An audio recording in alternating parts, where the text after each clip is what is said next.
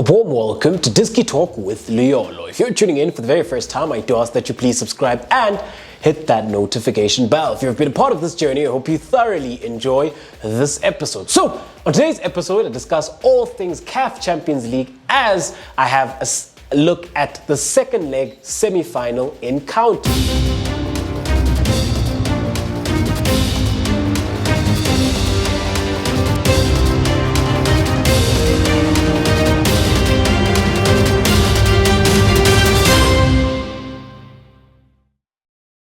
So, in the first leg, in the first encounter, then we did have Wydad versus Petro De Luanda. So, Petro De Luanda hosted Wydad, and Wydad were able then to win that game 3-1. So, Wydad do then have the advantage as they do have 3 away goals. So, when you look at that encounter then, and you look at Wydad, coming up into that encounter then, what Wydad did very well was how then they managed to contain Petro De Luanda. So when you have a look then at Wydad and how they went about things then, so out of possession, what they did very well is their defensive scheme. So out of possession, they went to a 4-1-4-1, and that's what really helped them. And when you look at them, they ensured that they were very compact and they didn't allow this Petro De Luanda side space. And when you look at Petro De Luanda, they were very dangerous down the side. So with this Wydad side, what they did very well then was that they were very disciplined, they were very organized. At times, it would go to somewhat of a 4-5-1. And then on the offensive transition, they were very successful with their counter attacks. And on the day, they managed then to score 3 valuable goals. So going away then, when you have a look for Petro De Luanda, they do go away and do play against this Wydad side. What's going to be very important then for this Petro De Luanda side is how then they look to get back into the game with regards to the opportunities they create and how then they look to break down this defensive block. Especially considering then that Wydad are in firm position to actually qualify for the finals because they have those 3 valuable away goals. So the onus then does fall on Petro De Luanda. So with Petro De Luanda, when you do have a look at their key offensive players, so you do have Yano who plays up front. You do have Aluzao, which is their captain. So with Aluzao, at times, he does join up, which does make it a front 2. But a lot of the times then, he does sort of play behind Yano. And then you do have Jareri, who comes off the right-hand side. And then you do have Gleason Morera, who comes off the left-hand side. So when you do have a look at this 4, this is their offensive 4. They become very key with regards to creating opportunities and looking to score goals for this Petro De Luanda side. So when you do have a look at Jareri, this is a very quick player who can go on the outside on the right-hand side because he is right-footed and look to deliver those crosses. And with Morera as well, who's very quick. At times, they do look to swap. When they do swap, they go inverted. They're looking to cut in. So in this encounter then, because I do foresee Wydad looking to manage the game and looking to slow down the tempo and at times looking to relinquish ball possession because they don't have to really go out and exert themselves. All they have to do is just manage the game. So at times I do see them sitting very deep, and it's going to be very important with regards to how they look then to offer both positional and qualitative superiority. Whenever they have swap sides, when they do come in looking to take that ball within the half space, how then they look to maneuver, how then they look to operate, especially then also in the wide areas. With Aluzao, he becomes quite key then with regards to whenever he does drop into those deep pockets of space where then he's looking to get this Petro De Luanda playing and he's looking to take the ball from consolidation phase into the final third, and how then he becomes a presence within the box as well. It's going to be very key then with regards to how they look to attack, but at the same time, how then they also look to ensure that they're very disciplined from a tactical and defensive perspective. Because if they go gung-ho and they open it up too much, they then become prone to being hit on the counter-attack and offensive transitions from a Wydad Casablanca side, from, a Wydad side being very successful. So it is going to be very key then with regards to how Petro go about things, as the ball is in their court and the onus does fall onto them for them to play a much more open game where they're looking then to get back into the encounter. However, a key player then within the heart of midfield by the name of Suarez, he is not available for this game as he did pick up a red card within the first leg. So it's going to be very interesting to see then how they go about the midfield, as they normally do go with the midfield two. So it's going to be very interesting to see how they replace Suarez, because he is the one who normally sits in front of the back four. Very strong, very good at breaking down opposition play as well. So that is then when you look at Petro De Luanda, how they'll be looking to approach the game.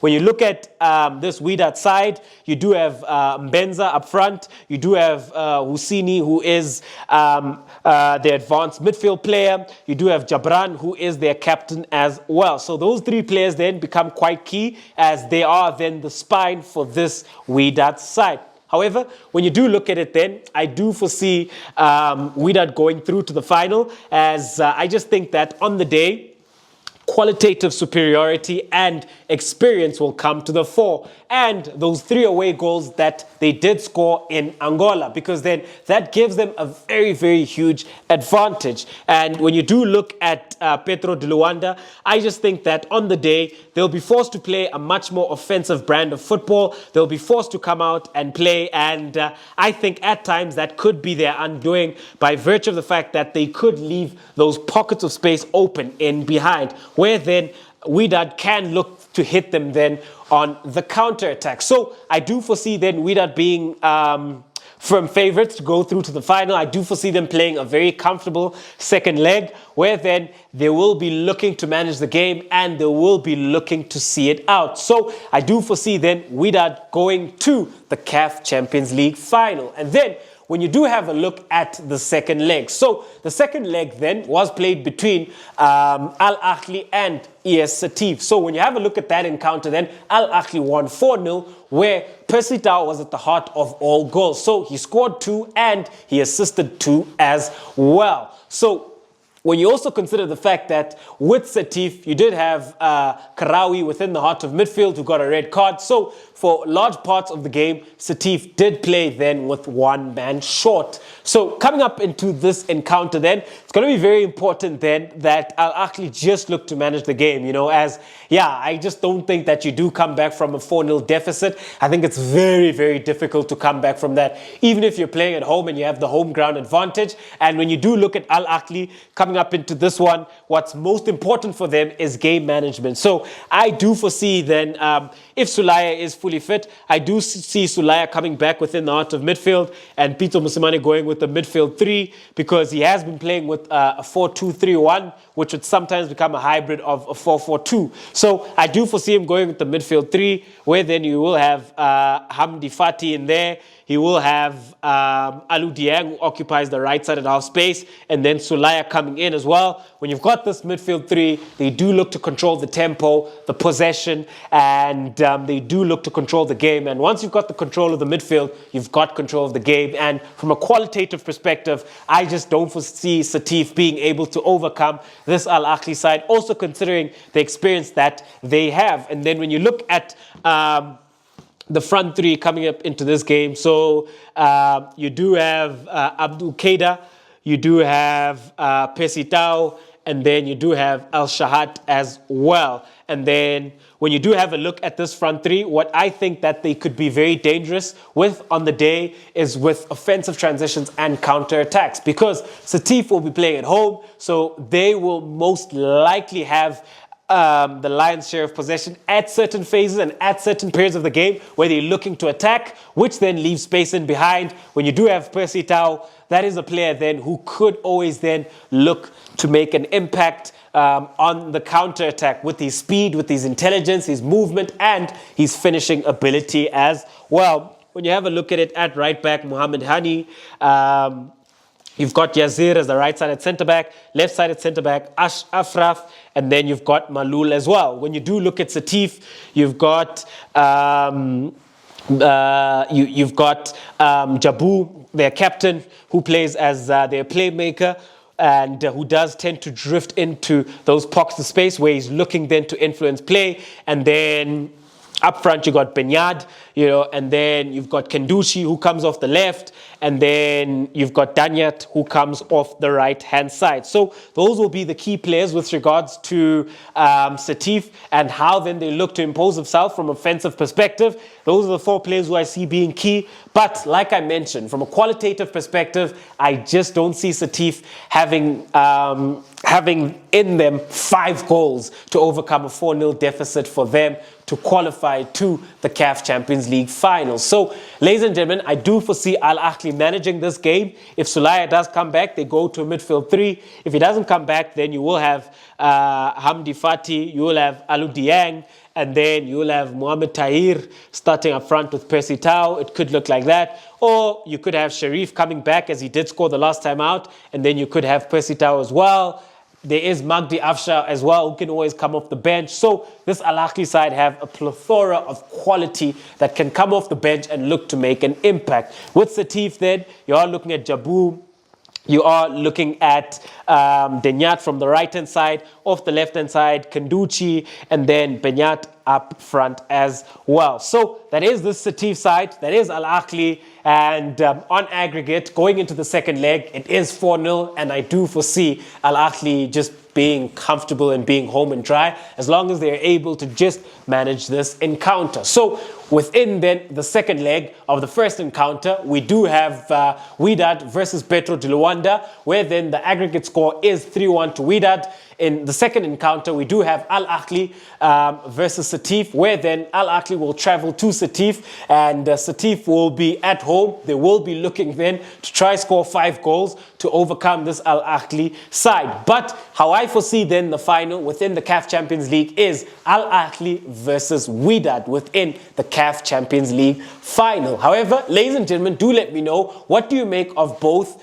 semi-final encounters with regards to them being, when one can look at it, both teams then in Wydad and Al Ahly are more or less home and dry. What do you make of it then going into the second leg? Do you foresee them then giving certain fringe players a chance to experience CAF Champions League football, especially when it comes to the semi-final? Or do you think that they'll be looking to go out and ensure then that they are very ruthless and look then to extend that goal margin on aggregate as well? And then also a big shout out to Orlando Pirates, which is one of our South African teams, which is doing very well within the CAF Confederations, where then in the semi-final they went away to Libya, where they played against Al Ahly Tripoli. They scored 2 goals away from home, so they do have the 2-way goal advantage, and they do look poised to make it to the final of the CAF Confederations Cup. However, in the CAF Champions League, I do foresee Wydad advancing to the final and then Al Ahly advancing to the final as well, where then they will meet each other. Ladies and gentlemen, thank you very much for tuning in to yet another special episode of Diski Talk with Leolo. If you did enjoy this one, please do subscribe, hit the notification bell, comment, like, and share the link as well. Thank you very much. Signing out.